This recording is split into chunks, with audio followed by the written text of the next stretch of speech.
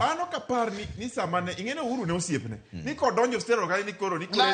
en pig ma chwer ma no ula o kapar kamano mana ka gimo ma chwer gimo matin minyalo din mana kata gilam kona mo matin midino to kwa billion achiel nokta ariyo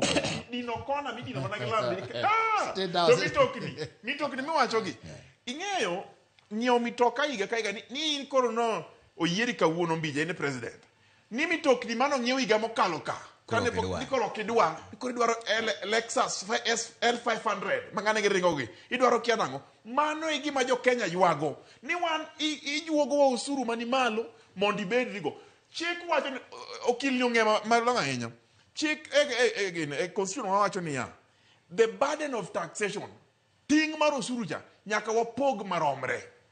to ka koro jomoko to gino gidwa pogo maromre gin gidwane gikaw ging'ire to kendo chik we chak kono wania ni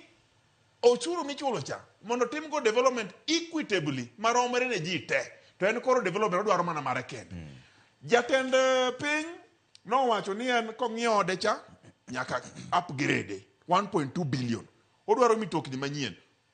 Ruto ma president be wacho ni state lodges gitu gi state house ni nyaka koro wakel gi mar naneno ko lose maber moketo gi moko ber ndi to at what expense to de kete malo makoro chala en gorofa ma ilicho go iye to ji to chandore mane gi mowacho kata inodi oki in gi nyithindo ageno kamano to ni in koro bedroom ni ema nyaka bed man gi stairs carpet mared to kuma nyithindo ninde cha to koro yomi wacho ngema kale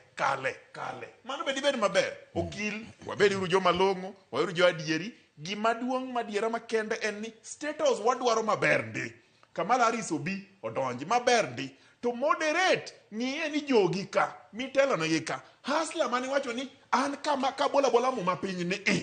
tich yudo kabola mo mapiny ni katela tieko kabola mo mapiny ni to yore olosi sani koro suri kao titero mana state house mondo ger udi odin korot otimango to joma no keti ka tikono ge ni unrituru mondi wacho bro ng'io bang mano gimo wane wa lerne